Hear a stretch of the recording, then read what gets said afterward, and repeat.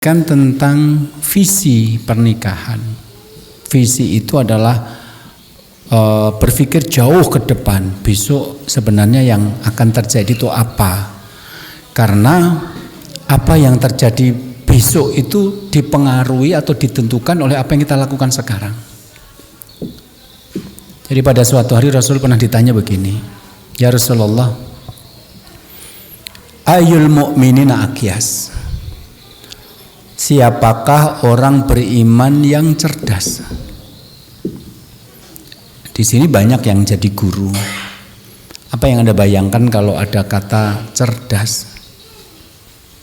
Mungkin Anda membayangkan murid yang mudah menjawab pertanyaan. Tapi ketika cerdas ini didampingkan dengan iman, ya Rasulullah, siapakah orang beriman yang paling cerdas? Jadi iman dan cerdas atau cerdas dan iman. Maka jawaban Rasul adalah aktsaruhum lil mauti dzikran wa ahsanum lima badu istidadan. Mukmin yang paling cerdas itu adalah orang yang paling banyak mengingat mati dan paling baik persiapannya untuk hidup sesudah mati. Mereka itulah orang-orang yang cerdas. Jadi ternyata kecerdasan kalau itu dihubungkan dengan iman adalah mereka yang mempersiapkan hidup sesudah matinya dengan baik. Yang paling baik persiapannya hidup sesudah mati. Nah, bentuk mempersiapkan hidup paling baik sesudah mati itu apa? Banyak ingat mati. Karena orang kalau mengingat mati, dia berpikir bahwa kesempatan untuk beramal soleh itu bisa jadi berhenti sampai hari ini. Maka sebelum itu terjadi, sebelum saya mati, saya gunakan kesempatan yang ada untuk beramal soleh. Jadi siapa mukmin yang cerdas? Kata Rasul yang pertama adalah aktsaruhum lil mauti dzikron, yang paling banyak mengingat mati. Karena orang kalau mengingat mati, maka dia merasa kesempatannya bisa saja sewaktu-waktu dicabut oleh Allah. Nah, sebelum itu terjadi, ayo beramal soleh. Kalau orang itu merasa umurnya masih panjang, biasanya agak meremehkan kebaikan. Apalagi sekarang zaman Covid seperti ini, orang yang kemarin ketemu sama kita baik-baik saja, mendengar kabar Covid masuk rumah sakit, itu 2 hari udah meninggal. Jadi orang yang selalu ingat mati itu adalah orang yang cerdas karena dia sadar kesempatannya tidak banyak.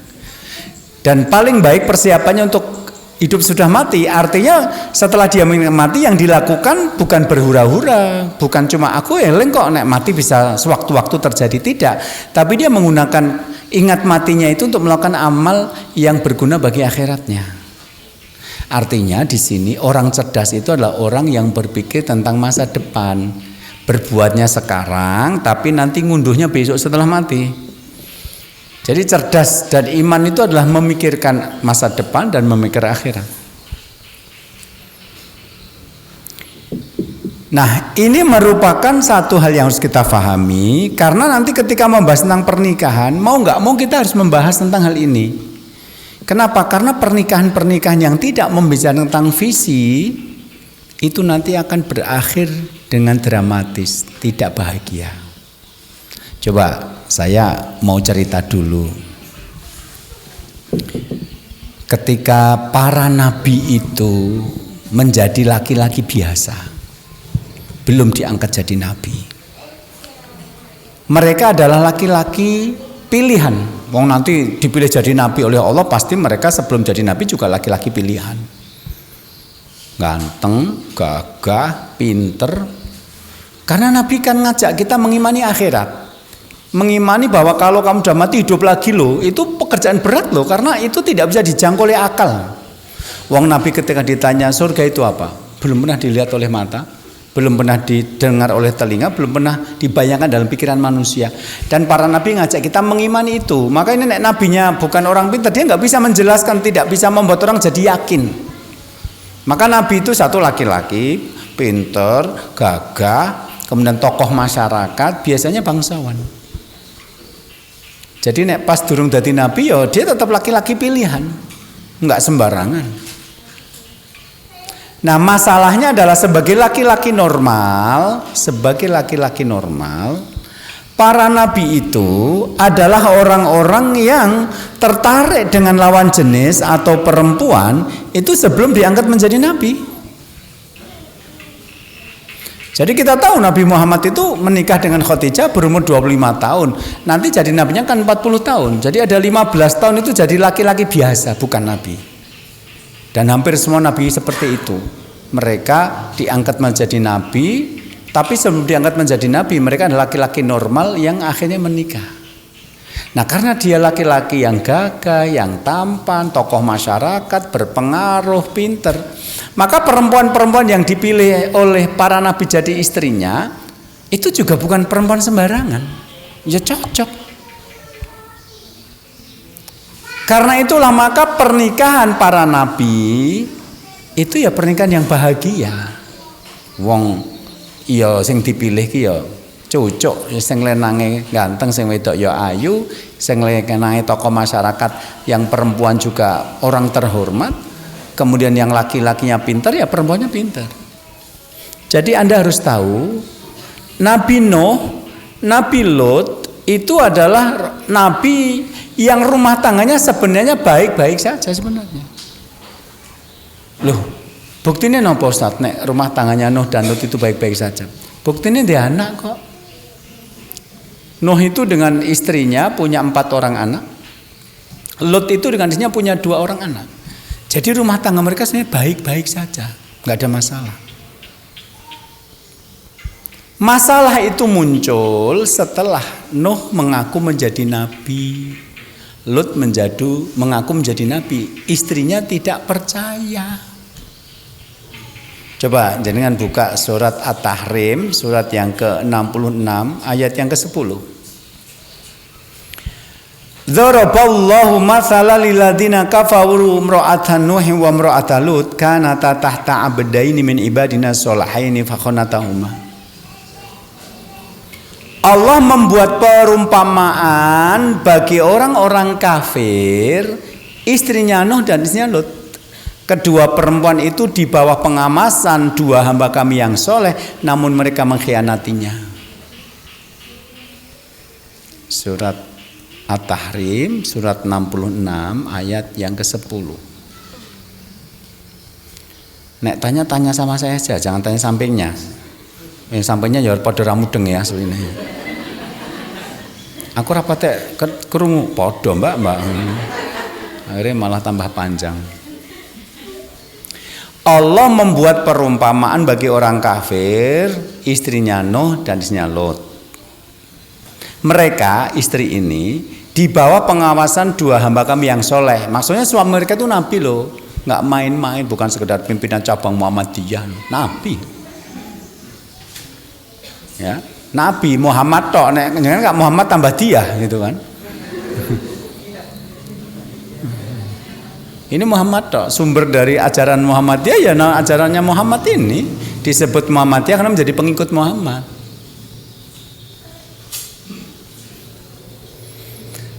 Tapi meskipun mereka punya suami orang soleh, buktinya fakhonatahuma, mereka mengkhianatinya.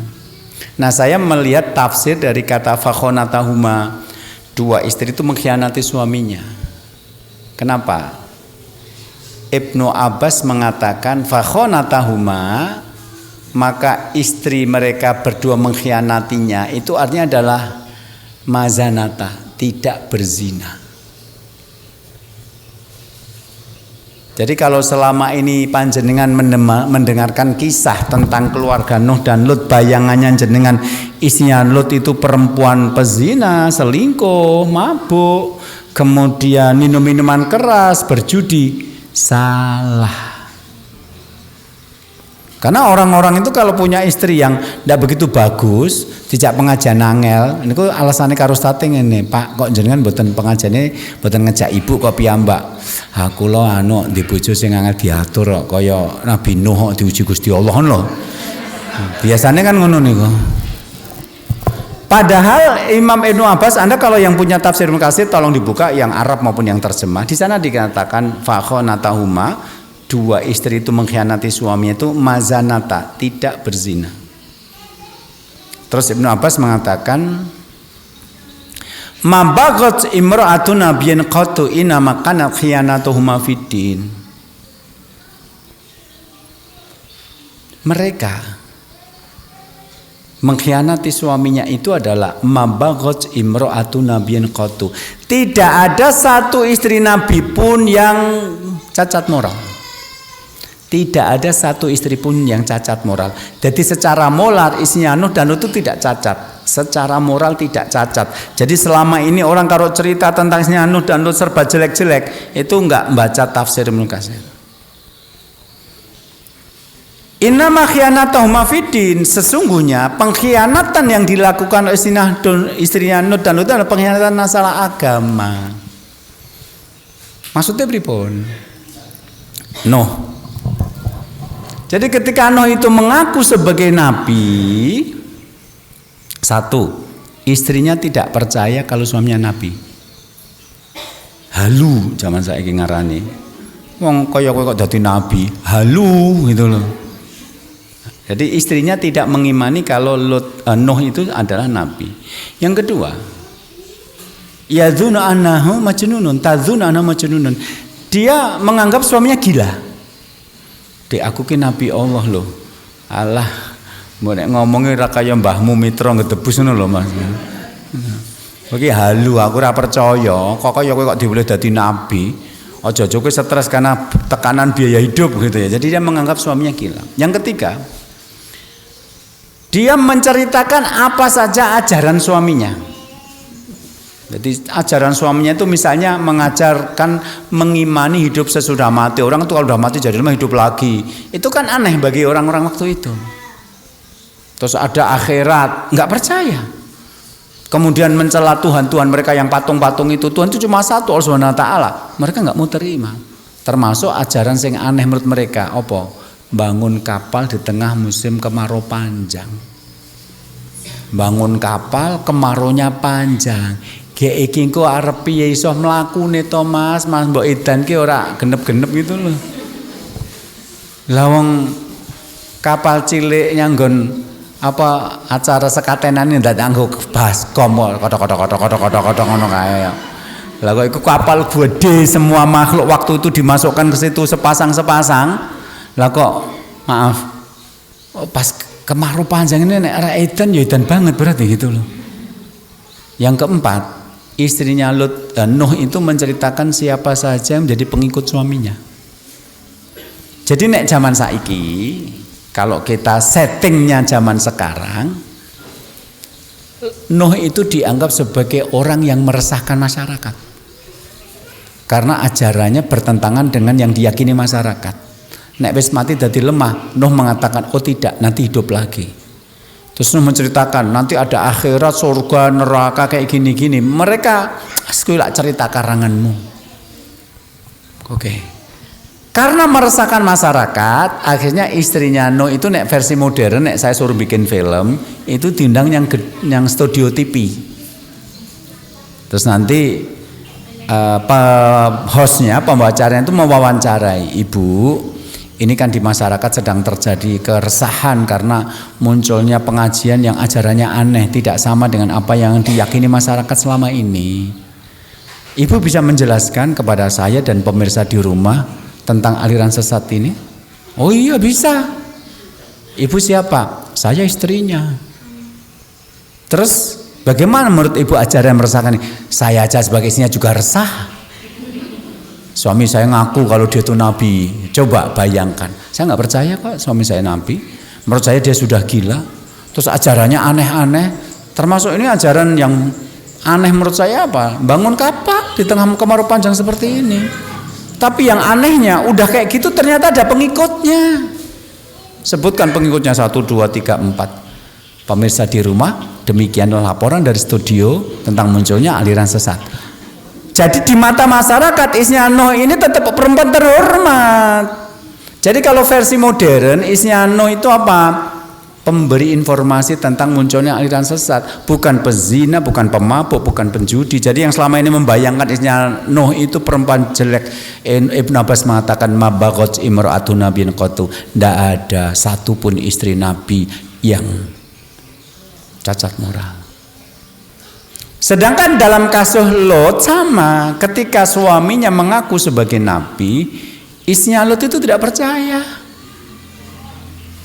Kemudian Lot diutus Allah pada satu kaum yang waktu itu menganut aliran LGBT, laki-laki suka laki-laki. Itu pertama kali muncul dalam peradaban manusia ya di umatnya Nabi Lot itu. Lah Nabi Lot, maaf, melarang itu, mendakwai kuwi salah. Ning bojone ngomongi, "Mbok yo ben to Mas wong lanang seneng wong lanang, sing penting lak dudu anake dhewe." Ya zaman sekarang ada perempuan pakai jilbab tapi mendukung LGBT. Itu kan hak asasi manusia. Kenapa harus dipaksa? Cinta itu bebas memilih. Jadi berjenggot memilih yang berkumis, ya ora apa-apa. Sah, hak mereka kok. Nah, qadarullah pada waktu itu Lot itu kedatangan tamu. Ternyata Lot itu ponakane Ibrahim. Jadi bapak Lot itu tibake mase Ibrahim. Lah tamunya malaikat setelah bertamu kepada Ibrahim mampir ke tempatnya Lot. Gek ternyata bagus banget. Drama Korea kalah. Saking bagusnya sampai istrinya Lot itu mengatakan begini, "Inna fi baiti Lutin rijalan maro'aitu mithla hujum qattu." Di rumahnya Lot itu sekarang ada tamu laki-laki ganteng-ganteng yang saya belum pernah lihat wajah seperti itu. Ganteng ning aneh. Urung tahu ngerti ya, ganteng model kaya ngono ngerti ya. Jadi kalau sekarang Anda suka melihat Miss World, Miss Universe, Putri Indonesia, ayu-ayu kayak ngono, sebenarnya dengan nyawa widodari aneh. Kenapa? Cantiknya tidak sama dengan cantik yang sekarang kita lihat. Lezatnya masakan tidak sama, lezatnya sekarang jadi pemenang lomba MasterChef Indonesia beda. Saya pernah ngalami kayak gitu. Jadi waktu itu saya di Bangil, kemudian pas tahun baru, pelajarannya baru, guru-gurunya baru. Nah ada salah satu guru itu masuk, saya laki-laki saja menganggap itu laki-laki ganteng. Ganteng tenan nih, kayak ora kaya biasa nih. Maksudnya ganteng versi Jawa kita sudah lihat tetangga-tetangga saya. Ya ganteng versi Amerika kita lihat di film-film, langsung versi India itu pernah kita. Iki yang ganteng kok modelnya kayak yang ini ya. Saya belum pernah lihat ganteng versi itu. Ternyata pada waktu beliau memperkenalkan diri, beliau mengaku namanya Faiz. Beliau ngajari khot, nulis Arab indah. Itu dia juara dunia nomor 2. Jadi lomba nulis Arab indah itu tingkat dunia itu juara 2. Jadi guru saya khot nggak main-main. Tapi sampai sekarang tulisan saya masih jelek. Jadi kalau saya nulis Arab mending pakai komputer milih font. Karena kalau nulis jelek. Waktu itu saya sebulan itu dikirimi bapak uang 75.000 itu untuk hidup 1 bulan sama bayar SPP. Beliau kalau nulis khot itu sudah bayarnya 2 juta sampai 3 juta. Jadi kan ada masjid-masjid, ada pintu, ada dekat imaman itu kan yang model-model besar kan ada tulis-tulisan Arab-Arab yang indah-indah itu. Ternyata di situ beliau nulis. Saya di situ kenal namanya qad raf'i, khufi, naskhi, oh modelnya gini.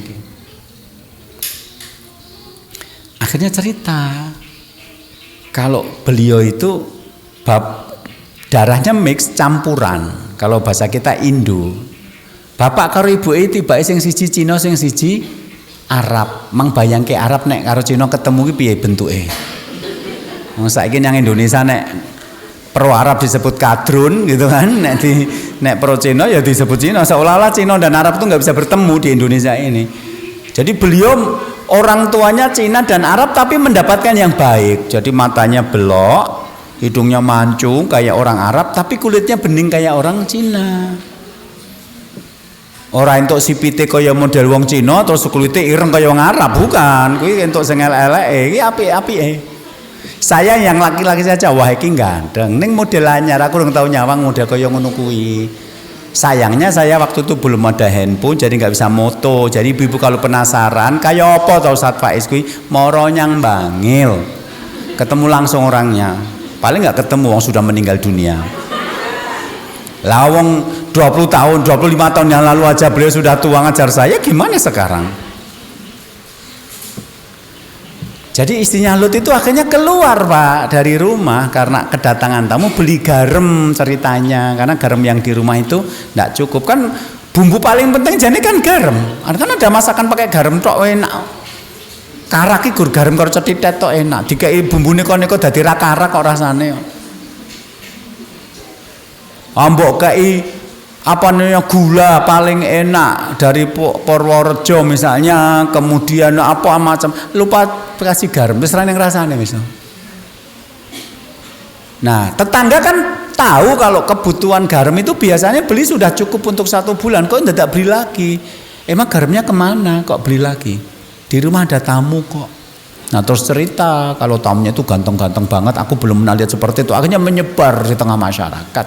Hanya masyarakat yang suka sama laki-laki tampan itu, ini kan berarti barang baru toh Pak. Sak bagus-bagusnya nek ndak dinyawang jelek toh Bu. Jadi kadang-kadang kan ada orang itu punya istri cantik di rumah, selingkuhan itu ora bejaji ya neng Pak gitu loh. Siapa bendino nyawang bojone sing ayu kok. Begitu nyawang sing elek, unik, menarik, antik kok. Peninggalan peradaban dan prasejarah kok gitu loh. Ada, saya banyak, bukan cuma 1 2. Ketemu orang selingkuh, iki selingkuhane karo bojone nyang omah, apik bojone nyang omah. Ini mergo ndak dino nyawang iki lho dadi jelek. Iki nyawang lagi pisan gumun. Jadi ini kan barang baru, bagus sih koyong ini. Pertama yo bagus tenan wong iki malaikat, jadi standarnya standar langit. Yang kedua memang belum pernah lihat tampan seperti itu, maka mereka berbondong-bondong. Jadi di mata masyarakat istrinya Lut itu apa? Pembela hak asasi manusia, bukan perempuan cacat moral, bukan mabuk, bukan judi, bukan apa. Jadi yang selama ini memahami kayak gitu itu salah. Nek istrinya Nuh dan Lut itu pemabuk, penjudi, berarti Lut dan Nuh itu salah milih. Masa calon nabi milih bojowe salah? Tapi nek mereka tidak beriman kepada suaminya, itu takdir hidayah. Karena paman Rasulullah Abu Thalib saja juga tidak masuk Islam meskipun selama hidupnya membela Islam. Jadi nek kalau istrinya Nuh sama Lot itu loh, wonge ra apik. Mosok nabi kok bojone ra apik. Lah ibu-ibu gosip sanane ngono kuwi. Tapi nek bojone Nuh Lot ora mlebu Islam lho, ya berarti urung itu hidayah. Ngono lho. Jadi isinya Nuh dan Lut itu tidak jahat, tidak jelek secara moral, tidak. Mereka di mata masyarakat tetap perempuan terhormat. Dalam kasus Nuh berarti dia pemberi informasi tentang munculnya aliran sesat. Dalam kasus Lut berarti dia pembela asasi manusia. Tapi kenapa rumah tangga mereka jadikan contoh dalam ayat ini bahwa itu rumah tangga yang tidak baik? Karena setelah menikah, setelah menjadi nabi, visinya berubah. Jadi saya katakan tadi, pada awal-awal pernikahan rumah tangganya Nuh dan Lut itu rumah tangga bahagia. Sing lanang ganteng, sing wedok ayu, podo-podo tokoh masyarakat, nyenengke. Dan ketika belum jadi nabi, sing dibahas kan mangan opo, klambine kapan tuku anyar, kapan bangun omah, kapan beli mobil, kapan ganti handphone. Begitu sekarang suaminya jadi nabi, ora kabeh sing dipengini dituruti, Dik.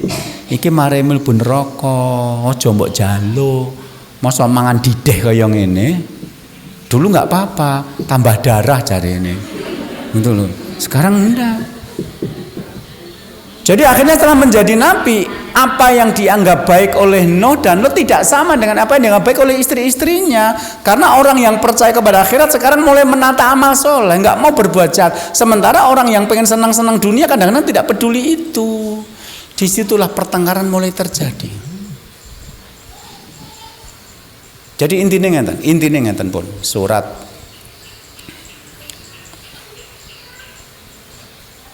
At-Taghabun ayat 2.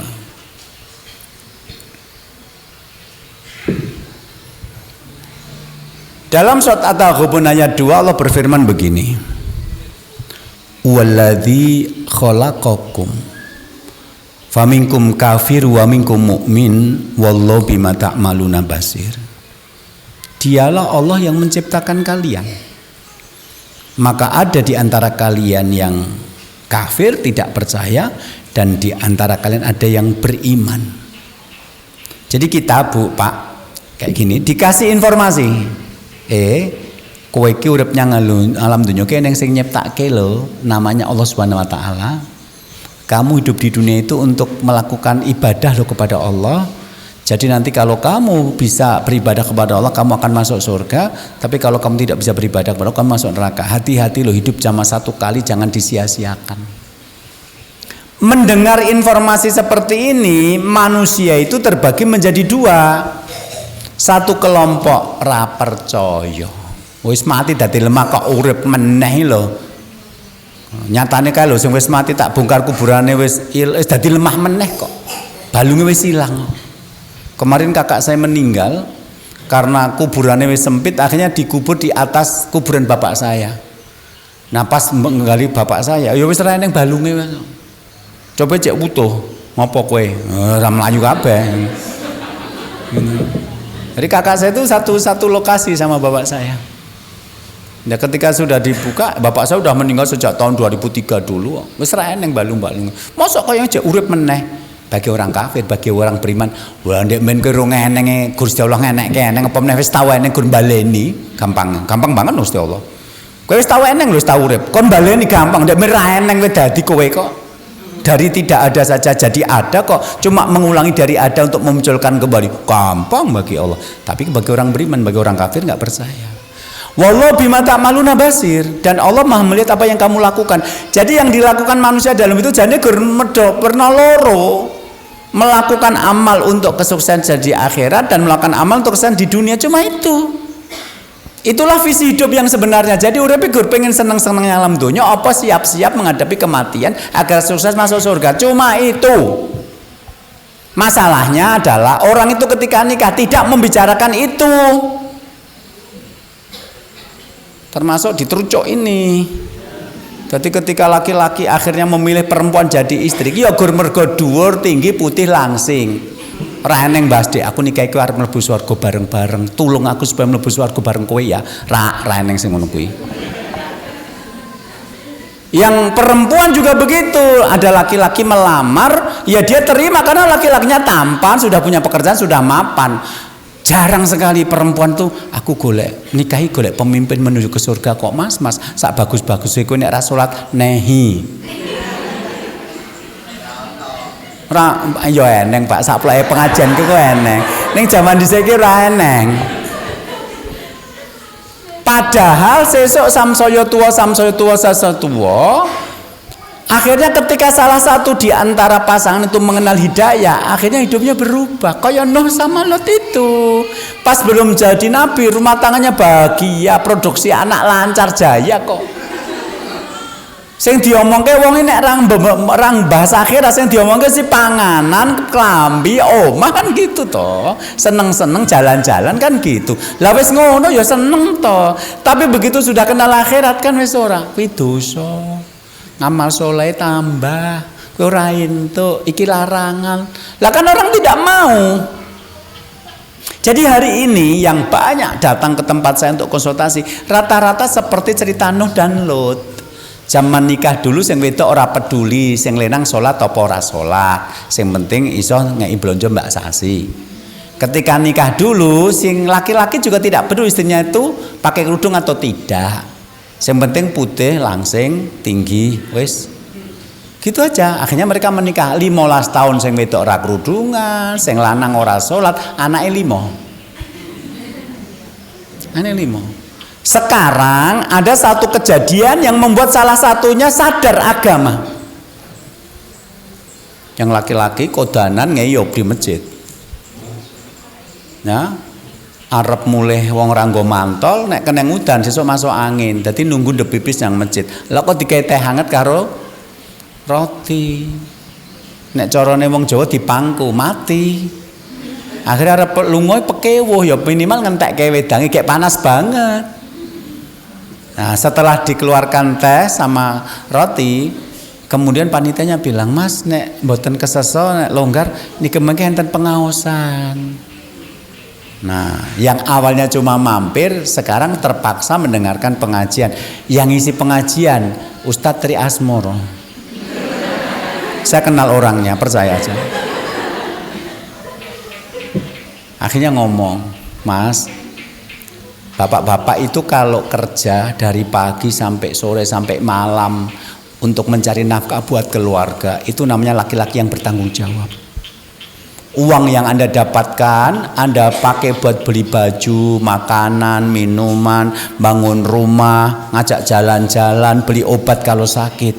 Bapak bagus. Bapak adalah laki-laki yang bertanggung jawab. Tapi sadarkah bahwa tugas terpentingnya laki-laki itu bukan itu? Kalau Anda membelikan makanan bagi keluarga, berarti Anda menyelamatkan mereka dari kelaparan. Kalau Anda membelikan baju buat keluarga, berarti menyelamatkan dari ketelanjangan. Kalau Anda membelikan rumah bagi keluarga, Anda menyelamatkan dari panas dan hujan. Kalau Anda belikan obat, berarti Anda menghindarkan mereka dari penyakit. Kalau Anda belikan mobil, berarti Anda menghindarkan mereka dari dijauhi laki-laki asing di tempat-tempat umum. Bagus Pak, Anda bertanggung jawab. Tapi pernah terfikir dalam pikiran Anda bahwa tugas utamanya laki-laki adalah menyelamatkan keluarganya dari api neraka? Yang jelas-jelas ada ayatnya adalah ku anfusakum walikum naro, jagalah diri dan keluargamu dari api neraka. Tidak ada ayatnya jagalah keluargamu dari kelaparan, jagalah keluargamu dari kehausan, dari ketelanjangan, nggak ada. Jagalah keluarga dari neraka. Jadi bapak bukan sekedar cari uang, tapi ngajari sholat, mengenalkan agama agar besok bisa kumpul ke surga.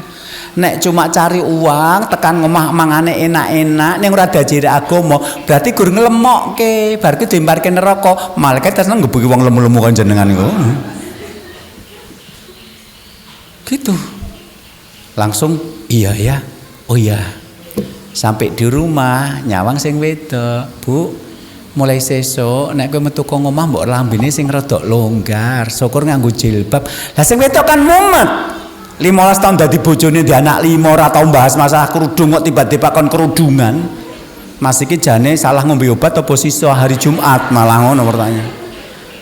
Ora ya Dek, apik nek kowe nganggo jilbab Dek. Asal ndadane kono kok iki iklim tropis aja kaya wong-wong kae fanatik ala budaya Arab. Oh, lambene Markona ngono kita senengane. Ora golek sing ayat sing wajibke nganggo jilbab mana ora nyari, langsung nolak dulu. Itu budaya Arab, nggak cocok kita iklimnya tropis dan macam-macam bla bla bla bla. Akhirnya kan si laki-laki jadi bingung. Nek tak kerasi kon nganggo jilbab kon pengajian bojoku jadi bentak-bentak. Nek tak tok nih, berarti ya tetep ngene iki terus uripku. Yang 15 tahun tidak ada masalah, sejak suaminya mendengarkan pengajian itu jadi punya masalah. Sing ndek men rata nyembung jilbab saking ngomong jilbab, ndek men rata mbah salat saking mbah salat, ndek men rata ngomong pengajian saking mbah pengajian, sing wedok risih. Jadi sekarang itu gitu, yang banyak datang ke tempat saya itu ketika suaminya kenal agama, istrinya tidak. Sing lanang ngomong, bojo kula kon pengajian wangel banget senengane nonton drama Korea. Atau ya kita balik, sekarang perempuan yang ikut ngaji, suaminya enggak. Sama, sudah nikah 15 tahun dia anak 5. Dia main ke rumah temennya, Mbak iki masa pandemi anakku sesuk yang sekolah ning pelajarannya gorong jam bar kuwi mulai. Kok aku jadak metok mase timbangane aku mulai mampir yang ngonamu ya Mbak ya. Ora apa-apa, tapi aku arep melu pengajian sik, kowe arep melu apa piye sisan. Hitung-hitung ya memanfaatkan waktu. Oh ya ora apa-apa Mbak. Akhirnya pengajian. Sing ngisi Pak Trias Moro meneh. Lah kan saya ngisinya banyak. Ini sudah pengajian kelima yang saya isi hari ini. Ini pengajian kelima yang saya isi hari ini. Terus, Bu, nek kira-kira makan ditemani suami, jalan-jalan sama suami, olahraga sama suami, ngeteh sama suami, ngobrol sama suami, suami rasa perginya ngendi-endi, ning duite lancar. Kira-kira seneng apa seneng banget? Seneng banget.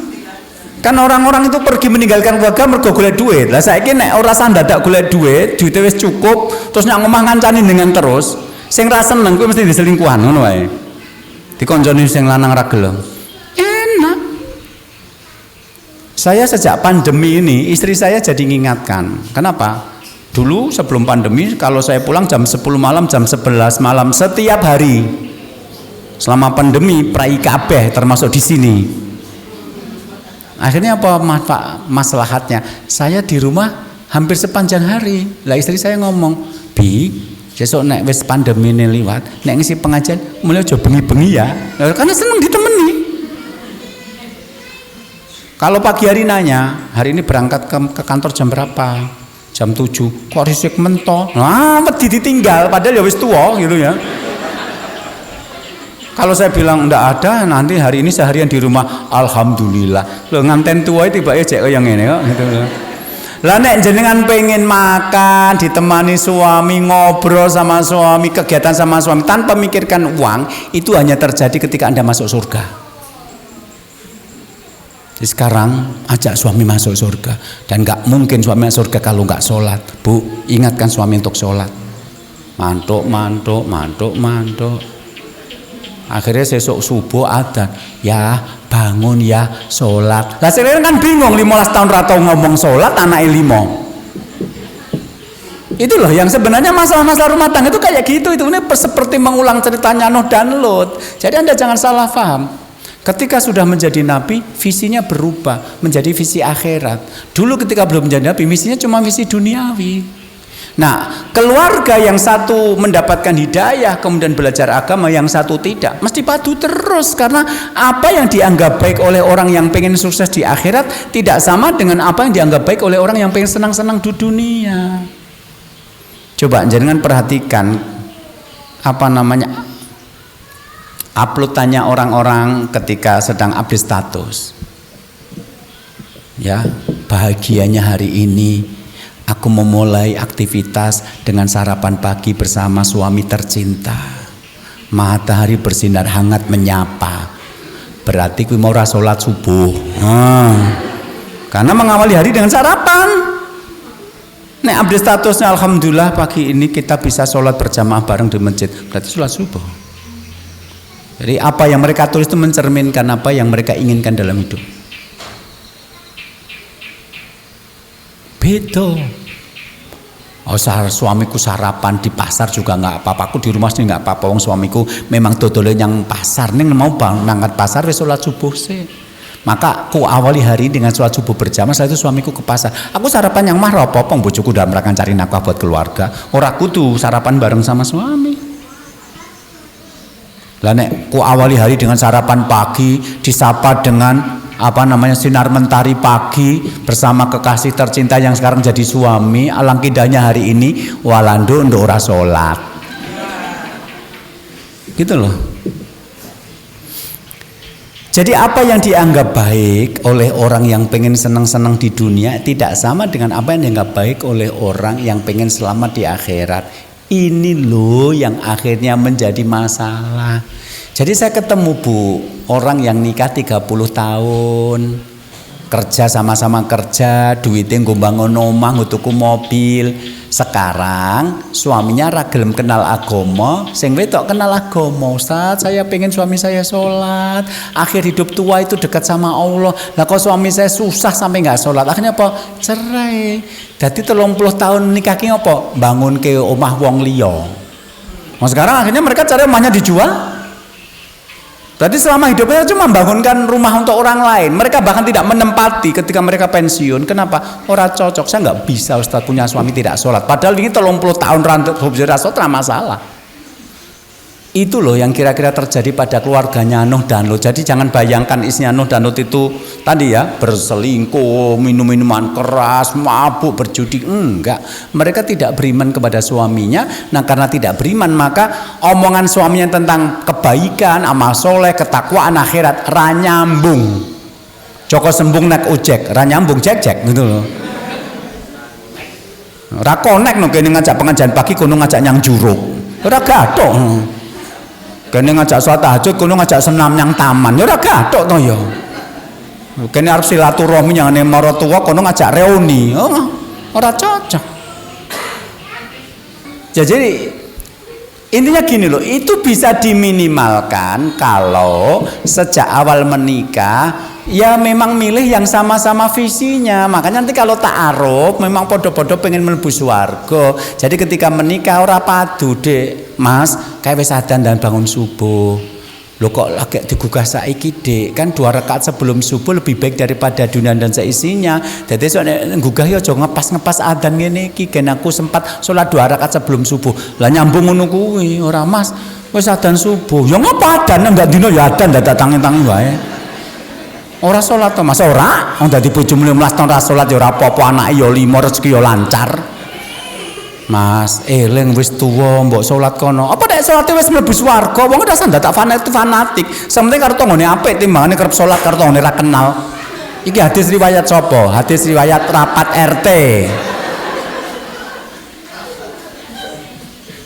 Kan begitu, orang-orang nggak kenal agama kan jawabannya asal saja. Ini saya juga cuma merekam omongan-omongan konsultasi itu tak dramakan lagi gitu loh. Jawabannya ngono kuwi. Lah ngopo ndak salat? Wong ora sandak fanatik.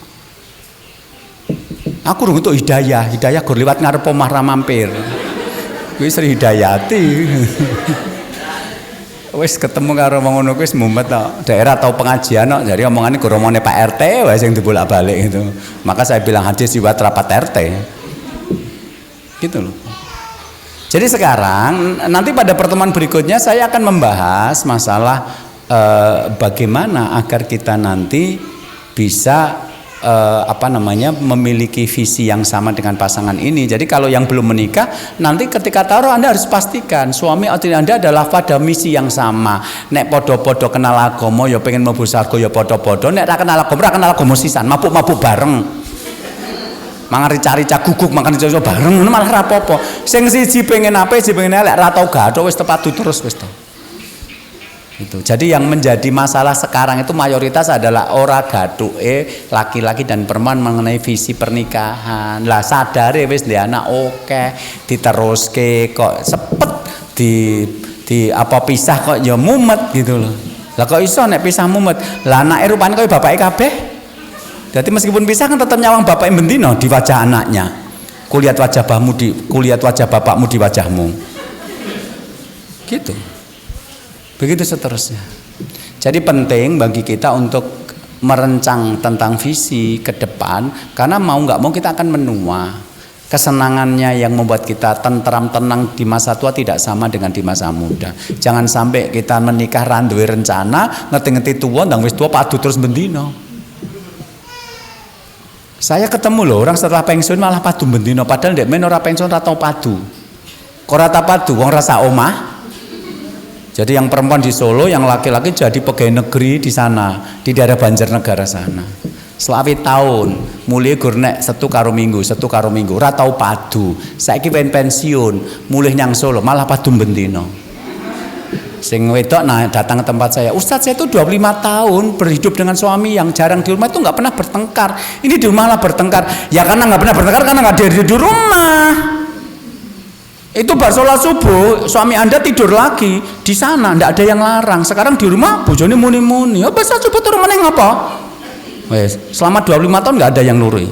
Kok nek bengi cul lunga nyanggon pasar malam, lunga cul nonton film. Lah nyang kono nyang Banjarnegara orang sing ngerti kok. Nyang omah metu sithik arep nyang ndi? Masa orang ngajak aku nonton film, gila nih wis tua bareng nonton film nyang omah wae. Akhirnya kan padu. Jadi orang yang tidak pernah ketemu suami, ketemu setahun pisan, seminggu pisan merasa rumah tangga baik-baik saja. Enggak, itu palsu karena tidak tiap hari ketemu, jadi orang ngerti gaweane bendino. Nek ketemu dina padu kok yang sempling ngapling kok berarti tersindir.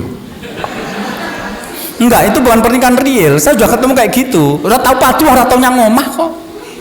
Coba nanti bendino nyang omah, judek njenengan. Jadi panggil pulang, judul filmnya Pulanglah Suamiku gitu loh. Jadi nek ora pulang rasa dadi suami, ketemune gur nek reuni SMA wae, kancamu kan bojomu kancamu SMA atau nek gur ketemu setahun pisan, rasa ndak dadi bojo, dadi kanca SMA wae, ketemune setahun pisan. Dadi bojo kok ketemune setahun pisan. Bojo itu ketemu bendino, kapan gak kewedang? Virtual. Kayak kewedang bar kowe buka video call, Mas kewedange ombenen ya. Tak ombe reneng kuwi maya. Itu nggak nyata. Wong menikah itu menghubungkan hati dengan hati. Nah ini yang jadi persoalan ya. Jadi nanti insya Allah bulan depan kita bahas tentang apa visinya orang menikah itu agar tidak salah paham. Karena apa yang kita lakukan sekarang menentukan apa yang akan kita panen di kemudian hari. Lah kalau sekarang salah karena nggak punya visi, nanti cuma jadi tua tok. Begitu tua, akhirnya rumah tangga yang diharapkan tidak sesuai dengan apa yang kita inginkan. Itu jadi masalah. Dan saya banyak menemukan kasus seperti itu. Ini untuk materi kita pada kesempatan sore hari ini. Ada pertanyaan? Sumangga, Bapak Ibu, jika ada pertanyaan kami bisa disampaikan langsung kepada Ustadz Asmoro. Kami berikan kesempatan. Monggo. Berarti sementara belum, Ustadz? Iya, alhamdulillah. Aslinya tuh lihat mukanya tuh bukan tidak ada masalah, bingung saking kok kayak masalah.